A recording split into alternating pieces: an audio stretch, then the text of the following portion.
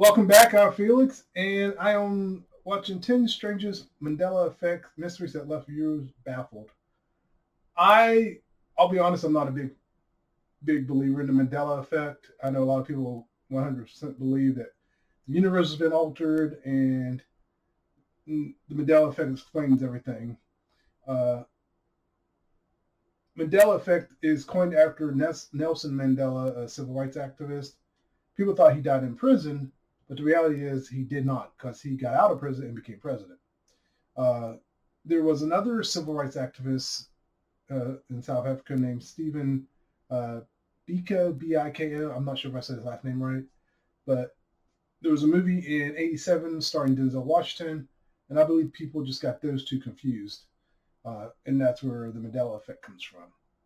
But I mean, there's nothing wrong playing around with it. I personally am just not a big believer in it. To me, it's just faulty memory. And a lot of times when I'll see stuff, it's like I'm screaming at the screen like that never happened. You know, when people say no, it was really this way. No, it was the other way. You're wrong. The only one I really screamed at was Fruit of the Loom's uh, cornucopia. I knew there was one. I remember seeing it, and Fruit of the Looms kind of just wiped it from their history.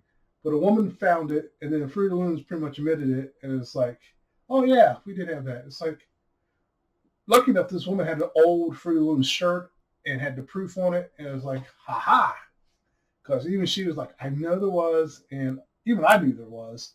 So I don't know why Fruit of the Looms went to that extreme, but yeah, there are cases like that, and in other cases, people are just not remembering correctly. But either way, as usual, I'll leave a link, and don't forget to like and subscribe. Let's see what they got here, and let's see which ones I can debunk or explain.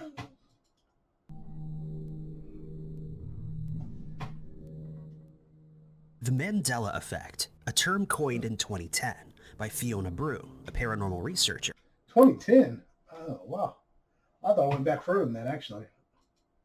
describes a phenomenon where large groups of people have collective false memories of a certain event, such as the spelling of a brand name that they believe has changed when it hasn't. Another, when we're talking about that large collective memory being wrong, there have been actual research studies on that, and they've actually convinced large groups of people of things being different. So our memories are not locked in stone; they can be altered, and in some cases, very easily.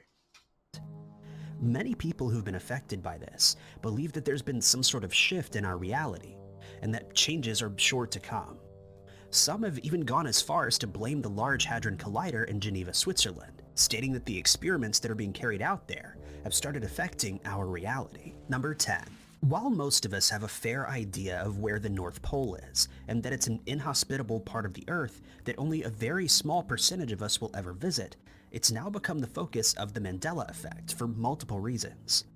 One surprising fact that many people are learning only now is that there's no land at the North Pole.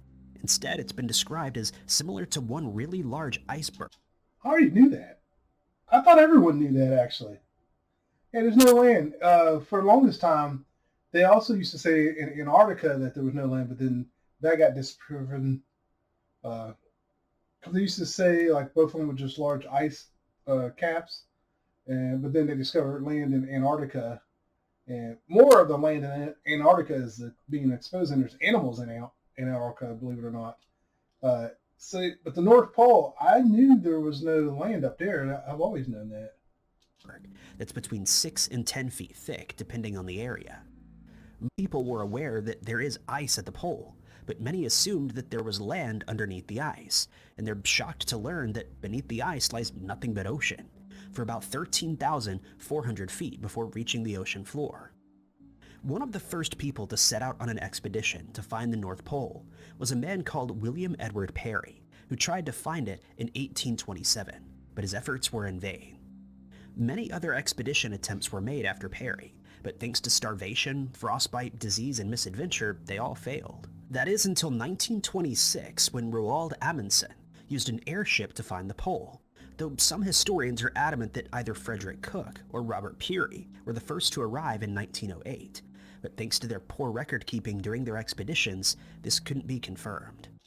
I remember hearing that before about these two. Like, people believe they did it first, but they couldn't prove it. And it's like, I never looked into it more, but I've always wondered, why do people think that? And, I guess not. I guess I haven't wondered enough to actually look into it. The North Pole only sees one sunrise and one sunset per year. Since it sits right at the top of the Earth, its position relative to the Sun remains largely the same, unlike the rest of the planet, and hence anyone on the North Pole will experience only one sunset every 12 months. The sun rises there in March, and for the next 6 months the sun constantly shines. In September, the sun sets again, ushering in 6 months of night, thanks to the Earth's tilt relative to the sun. Despite the inhospitable conditions at the North Pole, a marathon is held there every year. Runners cover a distance of 26.2 miles through snow and ice, with temperatures often plummeting to -40 degrees. As for the Mandela effect, people are adamant that they learned in school that the North Pole is a continent. This goes hand in hand with the misconception that it contains a landmass of some kind. Now, I don't remember ever it being considered a continent. I don't know who these people are who believe that, but I don't remember it ever being considered a continent. Is that it was never considered to be a continent. Furthermore, many people are surprised when they look at a map of the world and notice that the North Pole is often shown without any ice. This is likely done because the shape of the ice is always changing, and it would be very expensive to keep changing maps every year or so. Others have expressed their shock at learning how close the North Pole is to its closest continents. They imagine it being far away from any landmass, but in reality, the ice covering the most northern part of the planet is very close to Greenland, Canada, Alaska, and Norway, as can be seen on any atlas. Most people who learn these facts are willing to accept that they were wrong, but others feel that the maps of the world have been changed somehow, thanks to the Mandela effect. They believe there's been a shift in our reality, and that the maps they once knew are no more. Number 9. Walker Crisps. Wait a minute. Didn't the North Pole used to be marked on globes and maps? It is. Okay, I swear to God, when I was in elementary school and learning about geography of the world, there was always a white circular shape at the top of the globe map representing the North Pole. Yeah, there was. They probably just don't do it no more. Let me see if I can find an old map. Hold on a second. I'll say 1983. Let's see if I can find one. But yeah, I know what you're talking about. At the top of the map, there was like a white band representing the North Pole. Get the mic there. Map from 1983.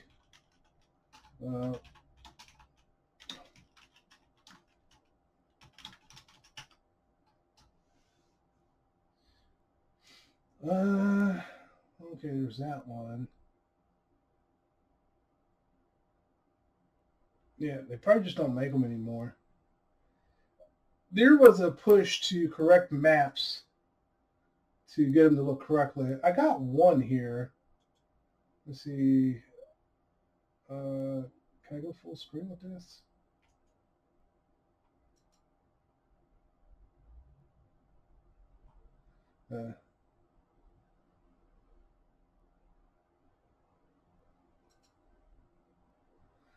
Yeah, it kind of looked like this. Let me see. Guess which one is this? Camera. Sorry, I'm trying to remember my monitors. Okay. This is the second monitor. Here we go. So yeah, so I believe this is what you're thinking of. So yeah, they used to have a white band at the bottom and top.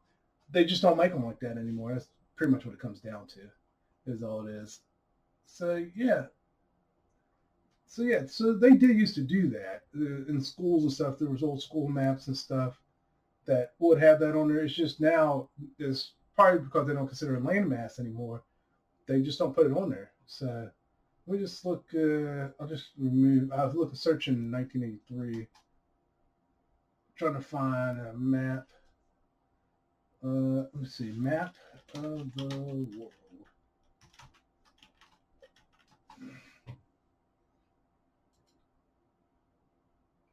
This one doesn't have it on there. It has Antarctica on it.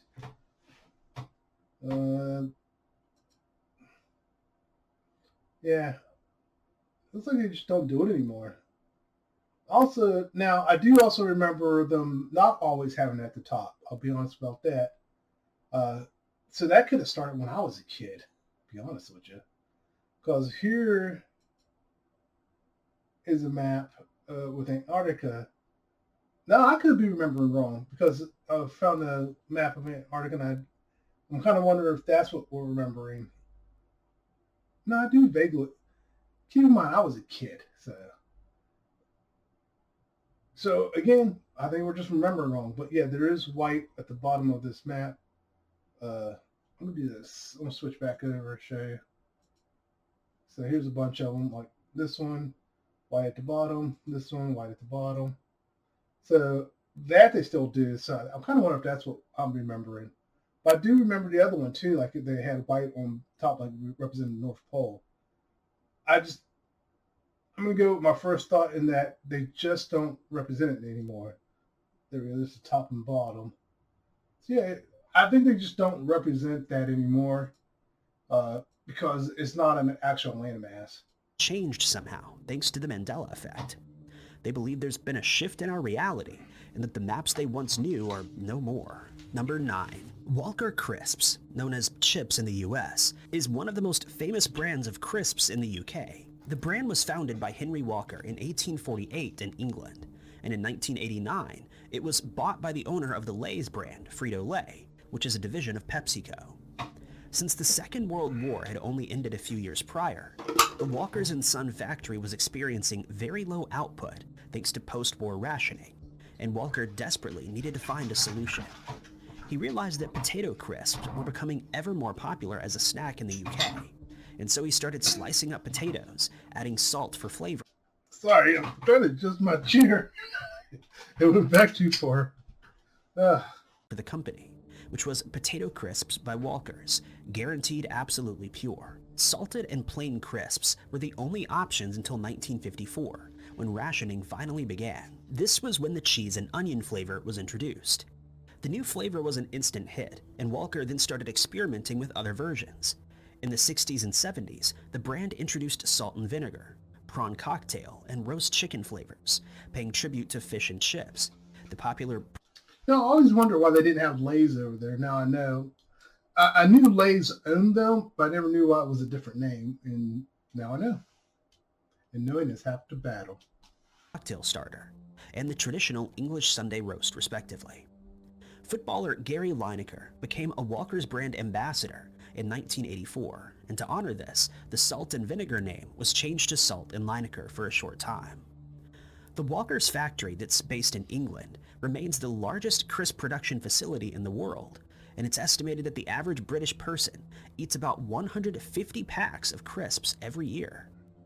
In 2016, Walker's released a range of flavors based on British people's favorite sandwiches. These included cheese toast and Worcestershire sauce, sausage and brown sauce, bacon and tomato ketchup, ham and mustard, roast chicken and mayonnaise, as well as cucumber and salad cream. Walker's is undoubtedly the UK's favorite crisp brand, which makes it all the more baffling that it's now spoken about as a Mandela effect mystery. Started complaining that they were buying the wrong flavors of crisps after Walker's switched the colors on the cheese and onion and salt and vinegar packets. They're adamant that the cheese and onion flavor used to be in the green packets, while the salt and vinegar were in the blue ones. One man even sent them an email asking why this was done, and was surprised when Walker's responded by saying that the packets had never been changed. He and others then took to the internet to disprove this, but they were unable to find any proof of that change, and may just have to accept that they're experiencing a false memory. Number 8. The Air Jordan basketball shoe was first created by Peter Moore in November of 1984, especially for Nike and Michael Jordan, one of the greatest players the game has ever seen. They were then made available to the public the following year, and since then they've remained as popular as ever, not only as a sport shoe, but as a fashion accessory. Fans were intrigued when Jordan started sporting the shoes for the first time, but not many know that Jordan actually wanted to sign with Adidas instead of Nike. He told his agent that if Adidas offered him a deal anywhere close to Nike's, that he would sign with them. But this Could you imagine the Air Jordans being with Adidas instead of Nike? Everybody wants Adidas instead of Nikes. Just think about that. He changed the game when it came to sneakers and basketball. wasn't the case, and he ended up being sponsored by Nike instead. The Air Jordan logo is immediately recognizable, and Moore has stated that he drew the first draft in the spur of the moment. David Falk was the one who came up with the name Air Jordan, and when the two were put together, the fit was complete. Jordan was shown sketches of the red and black Air Jordans, to which he replied, "I can't wear that shoe. Those are the devil colors," likely referring to the colors of North Carolina State, which are red and white, the same colors as the shoe's sole. When Air Jordan 1s were in the works, people were skeptical that they would sell, since they would cost as much as $65. But before Think about that. Back then, that was a lot of money. Now, people will kill to get shoes for $65. Jordan became one of the foremost players in the NBA, and the shoes started selling like hotcakes. Surprisingly, when the Air Jordan 2 was released, it didn't contain the trademark Nike swoosh, but the designers explained that they were more focused on the shoe's design and comfort, rather than branding, which a lot of people found refreshing. They were considered to be the first luxury basketball shoe, and were the only version to be produced in Italy. They took inspiration from women's boots, and by all accounts, were very comfortable to wear. In 1988, Jordan's contract with Nike was up, and since both Peter Moore and Rob Strasser were no longer with the brand, Jordan was considering signing with someone else. But when he was shown the Air Jordan 3, which contained the now famous Jumpman logo, he changed his mind and decided to stay. It's this very logo that's now considered a Mandela effect case. Although the logo is famous all over the world and has been for decades, some people are just now realizing that the silhouetted Jumpman in the logo isn't wearing basketball shorts, but Actually, I never thought about it. I didn't care. I'll be honest about this one. Never thought about it. Honestly, I didn't even realize it was that detailed. Seriously, I really didn't realize how detailed it was. I thought it was a lot smoother, not all that. And at one point, I even thought it was just a picture that they took and blacked out everything. So, yeah. But I couldn't tell you if he was wearing shorts or pants. I never paid attention. sweatpants. Well, there's a lot of knockoffs. The knockoffs could have had him in the wrong outfit. So that could be where the Mandela effect comes into play. This left many people confused, since they had the same shared false memory. But others tried to explain that they're likely remembering the thousands of Michael Jordan posters that were produced, showing him in the air about to dunk and wearing basketball shorts. Number 7. From a young age, we're taught about the organs inside our bodies in biology class, and most of us have a fairly good idea of how our organs are arranged. But in recent times, people have taken to the internet to report that they feel this has somehow changed, and that our bodies are now different than they were a few years ago. The first person to draw a diagram of the human body was a Renaissance physician called Andreas Vesalius, who lived from 1514 to 1564. He was also the first person to write a textbook on human anatomy, and managed to do this from observations he made while doing his own dissections. That's actually pretty interesting when you think about it. I mean, compared to today's technology, the fact that he was able to create such a detailed sketch of the human body. Granted, he was dissecting the bodies, but still, there's some things that, even with dissecting the body, I wouldn't think he'd be able to see or notice. But I don't know. I don't know the human body like that. I'm probably wrong, but I still think it's interesting. Vesalius came from a family of pharmacists and doctors, and completed his own studies in the field in Paris. Here, he learned about dissection, and at the time focused mainly on the study of bones, many of which he acquired from cemeteries in the city. He eventually became a lecturer in surgery, and often gave demonstrations on human anatomy. In 1543, he published his book, The 7 Books on the Structure of the Human Body, the most comprehensive text of human anatomy that had ever been published at the time.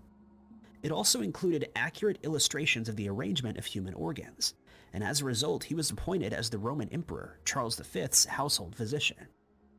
Thanks to his new position, he became very affluent, and his medical practice was a huge success. He was given the title of Count and granted a lifetime pension, after which he relocated to Spain, where he became one of the Madrid court physicians. There's no doubt that he made a massive impact on the field of surgery and medicine, as well as advancing our knowledge of human biology. It's said that Vesalius became gravely ill while sailing from Jerusalem to Europe, and he was... So I was just thinking that the way they learned was by dissecting bodies, and that's still the practice. They get cadavers and they practice on those, learning where everything is. It's amazing how much has not changed in the world of medicine. dropped off on the Greek island Zakynthos, but these reports were never confirmed and remain mere speculation. He would likely be appalled at the news that some people in modern times are still confused about how the arrangement of their own organs inside their bodies all lines up. But many people have started posting online that they remember being taught that their kidneys, for example, were in a different area than they actually are.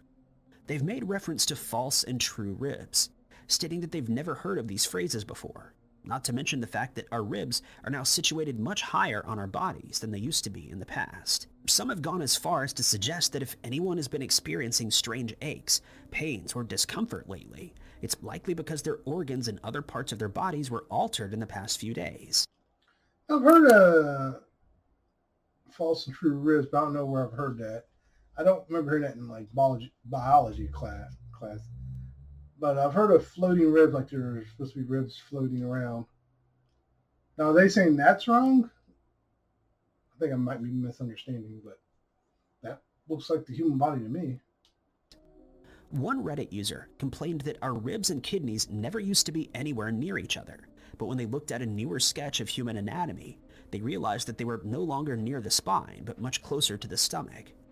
They went on to add that they were taught to place their hand on their hips and then locate their kidneys with their thumbs. In reality, our kidneys are positioned behind the ribcage for protection, and according to many doctors and surgeons, this has never changed and never will. Number 6. Okay, I think I'm confused on that one. Left image, right image. So the right image is from the wallpaper, and the left image is from this one. Yeah, I don't remember kidneys being down there with the intestines. Now I gotta go find the real image. Hold on a second. Let's see. Ugh, I can't get to my keyboard.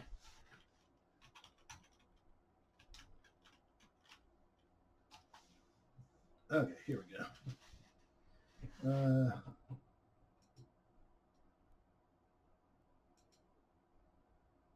Well, that doesn't show me kidneys. Let's see what the kidneys.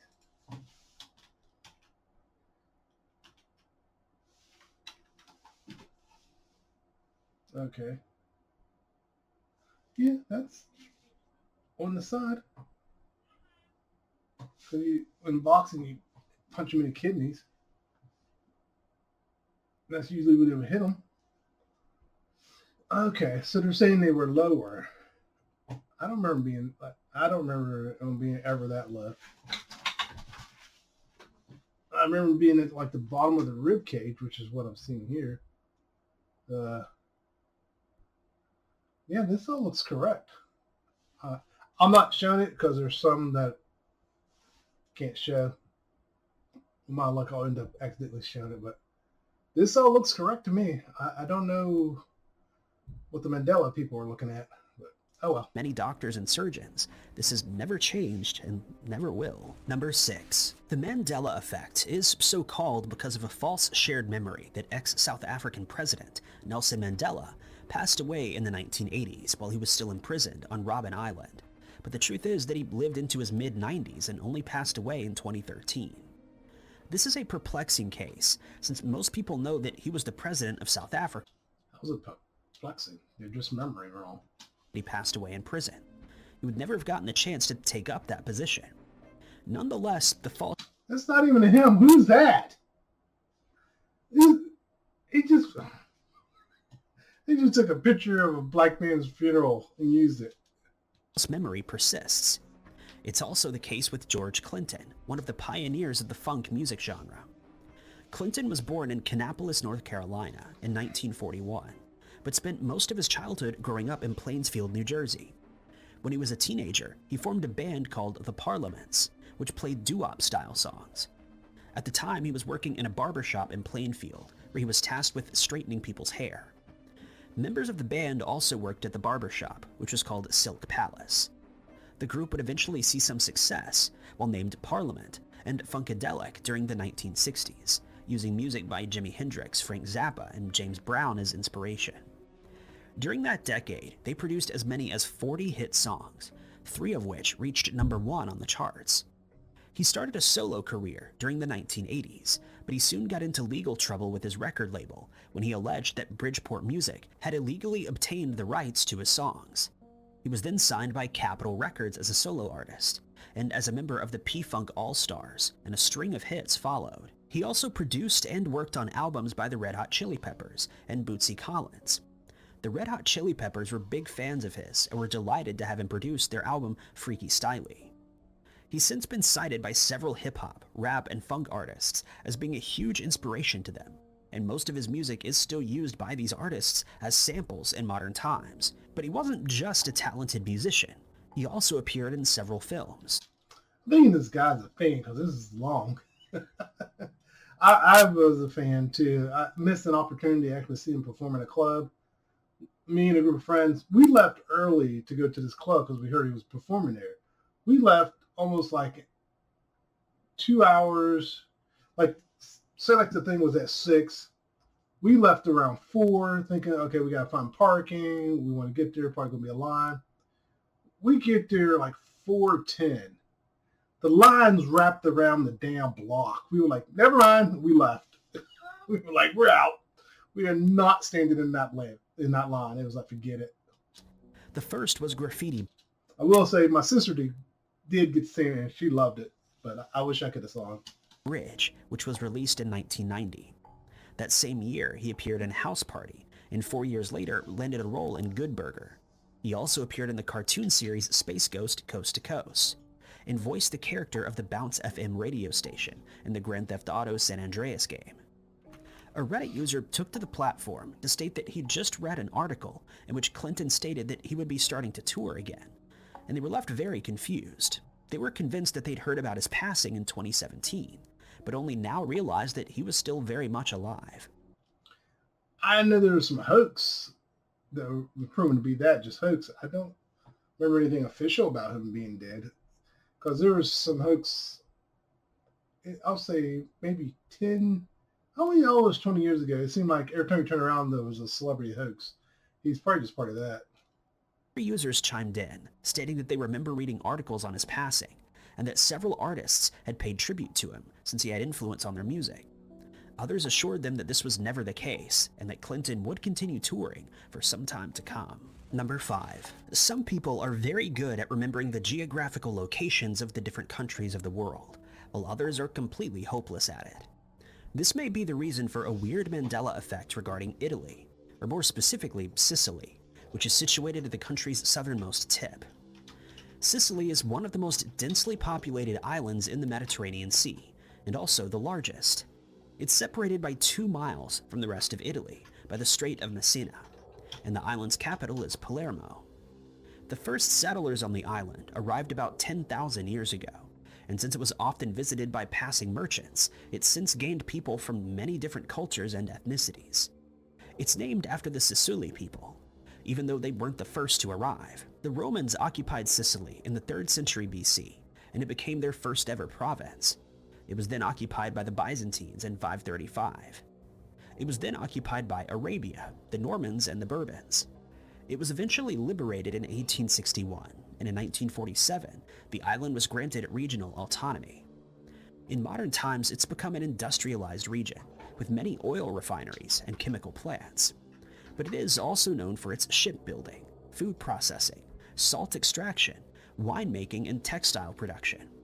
It's also become part of the lore for the Mandela effect, as far as its geography is concerned. Most of us are aware that Italy is often referred to as the boot, thanks to its shape, which is reminiscent of a shoe or boot. Since Sicily sits at the bottom of this boot, it was often called Italy's toe, or the soccer ball, since from above Italy looks like a boot that's about to kick a ball. This has caused some confusion amongst internet users, who now believe the maps of the world are being changed thanks to the Mandela effect. One Reddit user has posted to the platform. I would say it's the Mandela effect. I stated earlier that they are updating maps. Maps have been getting updated probably since the late 80s, early 90s, because they're wrong. And they've been wrong for a long time, and they've been correcting them. And I remember hearing about this one, so that's what I was doing here looking. And I think I know what they're referring to. Now, one map I found, it's an old map. Let me see if I can get to pull up here. Nope, that didn't pull up. Where was it?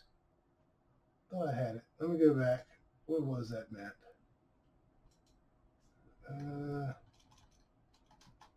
Let's go back.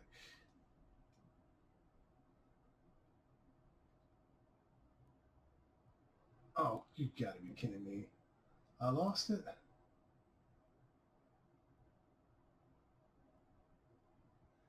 Give me a moment. This is the best I got. Let me pull this up here. Let's switch over to 2. And I think this is what you're thinking of. I also remember seeing maps that had a little gap there. But now on newer maps, let's go over here with this one. You can see there's, well,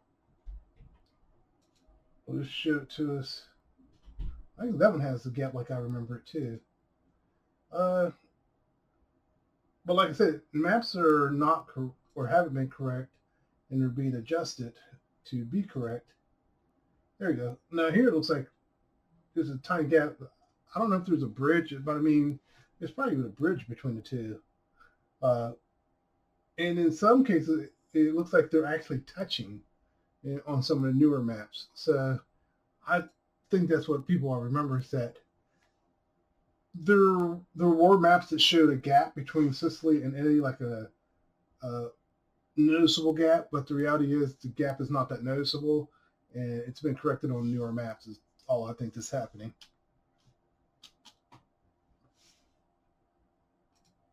Saying that he always knew Sicily to be much further away from the mainland. But when he looked at an atlas, he noted that it was almost touching the rest of Italy, and he's adamant that this never used to be the case in the past. This also isn't the first time that a continent or country is said to have shifted. Many people feel that New Zealand is no longer in the same position that it used to be, or that Australia used to be in the ocean on its own, rather than close to Indonesia. Others have stated that they remember South America being further to the west, Africa now being bigger than before, and Russia looking smaller than it used to, while China now seems bigger. Then there are people who feel Madagascar is too far. That's what I was talking about. The maps of the world were not correct. Like Western maps will have America being huge, when in reality, it's not that big. And Africa was always drawn smaller, when in reality, it's actually much, much bigger. Let's see if I can find. Let's see.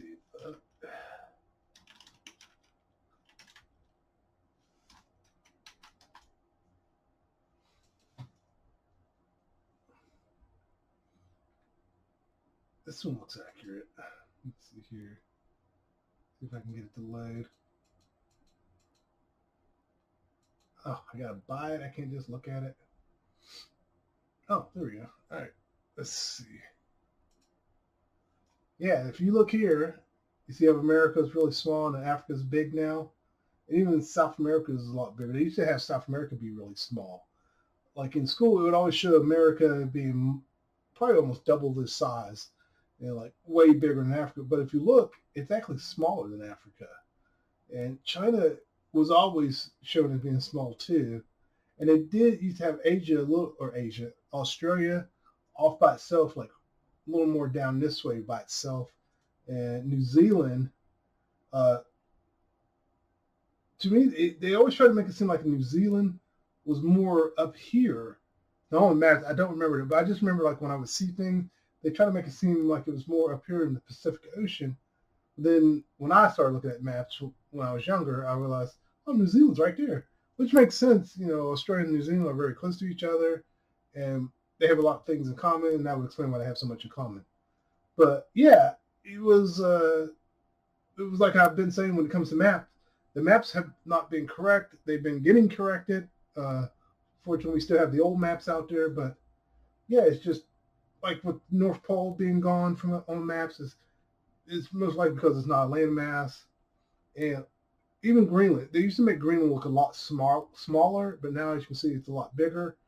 Uh, so America is a big country, but it's overall not that big of a place compared to, if you compare it to other places like all of Africa or like South American and North America, South America and America itself, United States are about the same size. So it's just the maps have been getting corrected is really all it comes down to. That Syria is in the wrong place since it used to be east of Iran, or that Kazakhstan is now much bigger than they remembered it to be. Other users have tried to state that the human mind struggles to take in an entire world map, and that it's completely understandable that some of us remember landmasses being in different areas than they actually. Hey guys, did you know some drivers are ditching their car insurance and they're doing this instead? Actually are. But many people feel that there's something more sinister going on here, suggesting that reality is no longer what it used to be, and that the world is changing without us noticing. Number 4. Well, the land masses are moving, so there's that. But like I say, it's just the maps have been corrected to be more accurate. It's really what's going on. Actor John Goodman is considered to be somewhat of an American treasure. He rose to fame after starring with Roseanne Barr in the sitcom Roseanne, but he's had a varied and very successful career since then. He's become one of the most famous faces in the country. He was born in Afton, Missouri, and when he was just 2 years old, his father, a postal worker, passed away after suffering a heart attack. This caused him to become withdrawn, and when his brother, who's 13 years old... I don't remember hearing any Mandela effects about John Goodman. I'm going to guess. They thought someone else played Dane Connor on Roseanne. I don't know. I'm trying to think. I really don't recall anything about him. Older than him, left to attend college. It only made matters worse. He started gaining weight and was often bullied by the children in his school. But he managed to make friends at Boy Scouts, and here he received the discipline and structure that was lacking in his home life. He was an avid comic book reader and enjoyed reading his brother's Mad magazines. He later admitted that when he was still a boy, he used to shoplift Mad magazines from stores since he couldn't afford them. Hence, he was introduced to comedy at an early age, something that would be a factor later on in his life.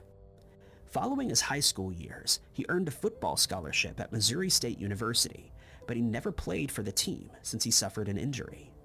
Instead, he started focusing on theater and drama, studying with the likes of Kathleen Turner and Tess Harper. He eventually graduated in 1975, having earned a Bachelor of Fine Arts degree. He then moved to New York to pursue a career in acting. He started out doing voiceovers and acting in commercials as well as plays, but made his film debut in 1982, appearing in the movie Run. 4 years later, he landed his first major role in the movie True Stories, in which he delivered one of his most famous lines, "I'm 6'3" and maintain a consistent panda bear shape." In the 2000s, he became the voice of Dunkin' Donuts in their commercials, and also voiced the character of Robot Santa Claus in Futurama. That's another long one. But, yeah, I know all that. Come on, let's get to the Mandela effect. His further voice work includes the character of Pacha in The Emperor's New Groove and Sully in Monsters, Inc. He's still acting to this day, but according to some people, he actually passed away years ago in either 2014 or 15. They recall that he suffered a heart attack while in the midst of doing voiceover work for an animated movie. I don't recall that at all. His character on Roseanne had a heart attack, but I don't recall hearing that at all. I really don't. Which one? A good explanation for this is the fact that his character in Roseanne, Dan Connor, passed away from a heart attack in the show. and they may be confusing him with another actor, John Candy.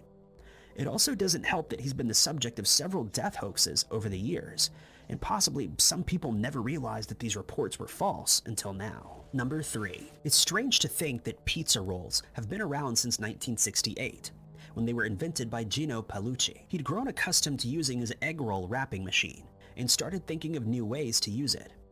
As for the brand Totino's, it started with a couple called Jim and Rose Totino, when they opened a pizzeria in Minneapolis, Minnesota. It was intended to be a small restaurant for takeout, but before long the pizzas had become so popular that they opened a sit-down restaurant, and at one point were serving as many as 500 pizzas per day. Rose often recalled the story of how she needed $1,500 to open the restaurant, and she approached a loan officer to do so. We still eat Totino's. I remember Gino's pizza rolls too. Totino's, hopefully I'm not ruining it, but Totino's bought Gino's pizza rolls. For a while they kept the name and then they completely phased it out. So I'm going to guess on this. Is the Mandela effect that Gino's pizza rolls never existed? So let's see what it is. But the man was confused, as he'd never heard of pizza before, and she decided to make one for him to try. Needless to say, he was impressed and handed over the money. With the restaurant a roaring success, the couple then opened a frozen pizza plant called Totino's Finer Foods, which was just as successful, and eventually they sold the entire business to Pillsbury in 1975. Rose was given the title of corporate vice president, and in doing so, became the first person in the company to ever reach those heights. This is when Paolucci enters the frame. He'd already invented the pizza roll and was selling them under the brand name Gino's Pizza Rolls. But in 1985, he also sold the product to Pillsbury, and it was rebranded as Totino's. In 1979, the company patented its crisp crust technology, and for the first time, pizza crust stayed crispy, even though the snacks had been frozen. Jim Totino eventually passed away in 1981, and Rose passed away in 1994. She was honored in 2008 by being inducted into the Minnesota Inventors Hall of Fame for her contribution to the frozen pizza industry, and for revolutionizing the crust that we all know so well these days. Totino's remains the foremost frozen pizza producer in the country. All right, get to the Mandela effect already. Jeez. I know you're trying to give the backstory, but these are getting long. The more baffling that people consider the brand name to be part of the Mandela effect phenomenon. People online have expressed their frustration at the fact that they've always read and written the name Totino's wrong, since they always thought it was spelled Tostinos with an extra S added in. I don't recall that at all. How about you just get out my universe? How about that? No, it's always been Totino's. I don't remember ever saying Tostinos. An extra S. Yeah. You're just remembering wrong. Unless they thought there was an S here or something. But they looked at it real quick, thought there was an S. And people will spell things wrong and not admit it too. They can't admit they just spelled it wrong. One man became aware of the error when his wife wrote a shopping list containing the name Tostino's Pizza. Oh, right here. I wonder if this is what they thought was an S and they just started calling it. And then again, someone probably called it Tostino's because they knew someone who had a similar name and that's what they thought they were. There's two explanations right there. But when he got to the shop, he picked up a few packs and only then realized that she'd spelled it wrong, but also suddenly remembered he'd been spelling it the same way for years. This perturbed him, since the absence of the S also meant that they'd been pronouncing the brand name wrong all along. One user replied, stating that the name definitely used to include the extra S, and he immediately started searching the internet for proof. But try as he might, he couldn't find a single instance where the name Tostino's was used, leaving him very confused. Proof lies in the fact that Totino's has existed for a very long time, and since the name has always been spelled the same, this is likely a very good example of a shared false memory. Yep. Number 2. The group known as Massive Attack is often cited as one of the most influential electronic bands of all time. I have no idea who they are. As well as one of the first ever bands to use a style now known as trip hop, which originated Never heard of that. in England in the 1990s. The group was formed in Bristol, England in the mid-1980s, when dance music was on the rise in popularity in the country. They used elements of hip-hop, jazz, reggae. You know what this reminded me of? Robbie Williams. In that, I have no idea who this group is. Never heard of them. Never heard of trip hop. I think that's what he said. Which goes to prove this is just something that was popular over there. It wasn't necessarily worldwide. Watch, he's going to go and say they were worldwide or something like that. To create a brand new genre of music that proved very popular among clubgoers. At first, it was made up of just 3 members: Robert Del Naja, also known as Delge, Grant Marshall, known as Daddy G, and Andrew Voles, who's also called Mushroom. The latter member once explained how the group came to be when Daddy G gave him a membership card to a club called The Dugout. He was only 15 years old at the time, but with this card in hand, he could see any of the hip-hop groups and artists that came to play at the club, and when he heard a group called the Wild Bunch, he loved their music so much that he started following their tour around the country. Daddy G and Delge were members of the group, and soon he became friends with the pair. He was allowed to do some mixing between their sets, and they soon realized that he had a real talent for it. When 2 of the group's members, Nellie Hooper and Miles Johnson, left to pursue other avenues, Mushroom was asked to join, and the trio renamed themselves as Massive Attack in 1988. They released their first album, titled Blue Lines, shortly after. It featured Unfinished Sympathy, a song that featured hip-hop artist Tricky and singer Shara Nelson. It's still very popular today, but Delge would later reveal that the song album's arrangement was more of an accident than anything else. He recalled that Mushroom was mixing on the decks and Shara was singing a song called Kiss and Tell, which would later become Unfinished Sympathy. They all felt that the sound wasn't really coming together, but when they started adding in keyboards, it all started to make Sorry, I'm just like, get to the point. sense, and they knew they'd created something unique. Upon its release, the album was being played in clubs across the country, and the group was on the road to success. They followed this up with their second album, Protection, in 1994. Shara left the group and was replaced by Tracy Horn, who seemed to be a perfect fit. They released one more album called Mezzanine in 1998, but the following year, Mushroom decided to part ways with the group.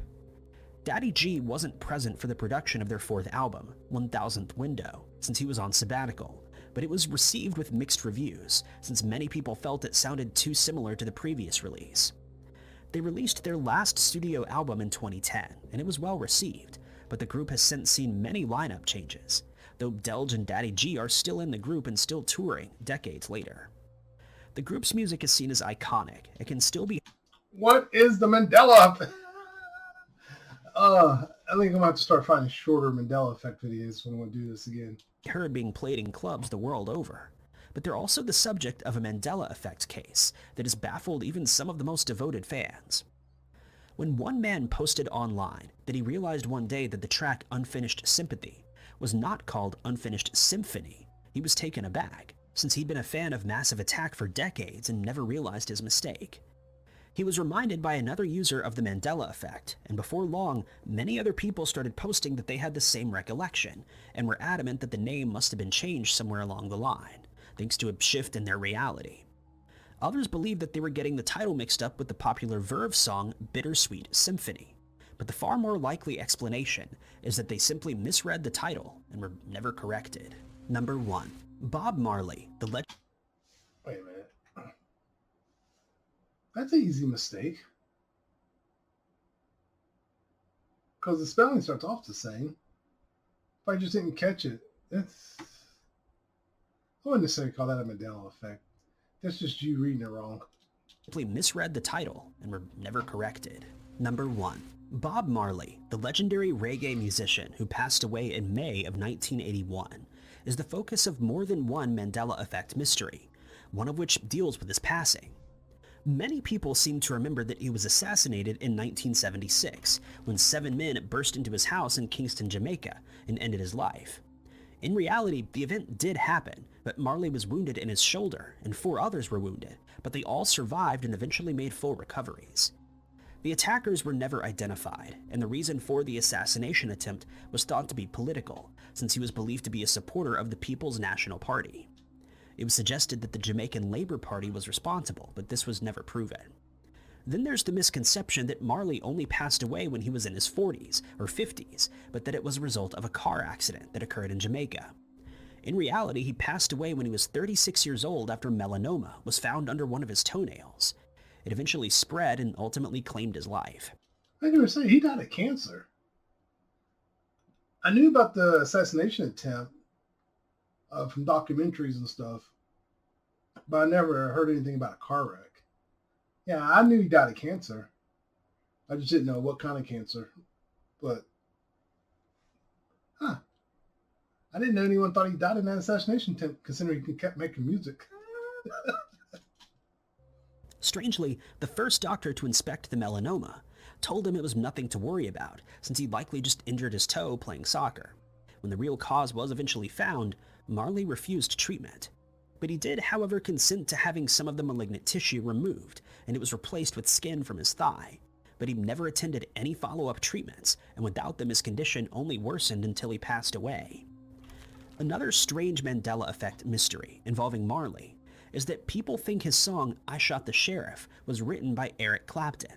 But this instance is a little easier to explain, since Clapton did cover the track and has performed it live on many occasions.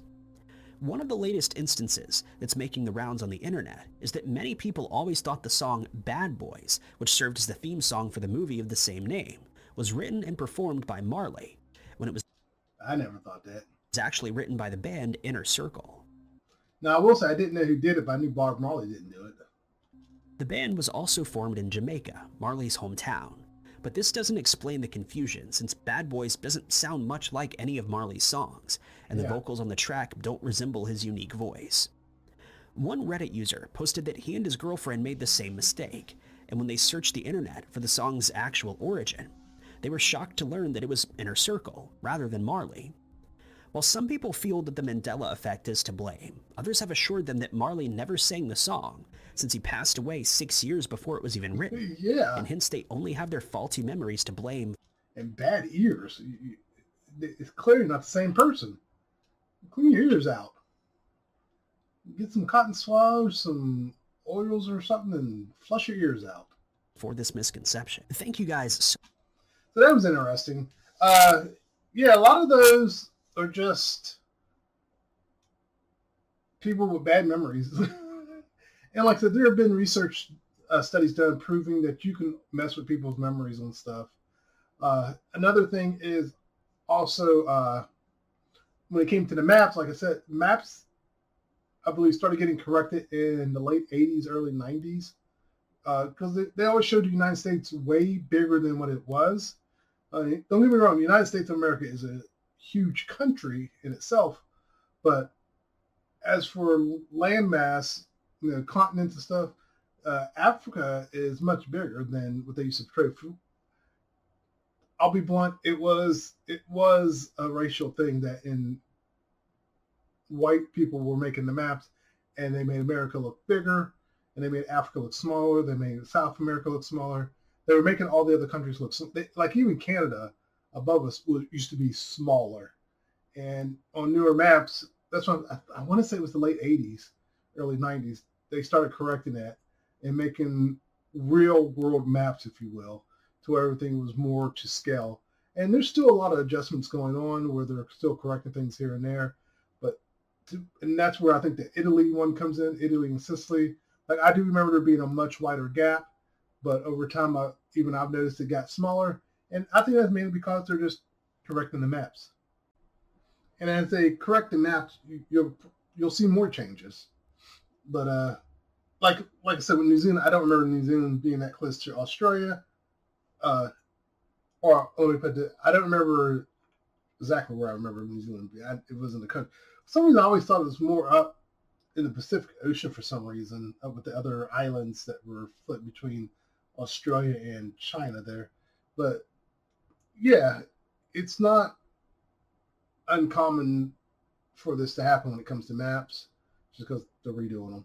But otherwise, that was interesting. Maybe I'll look up some more and see what other people Mandela effects are.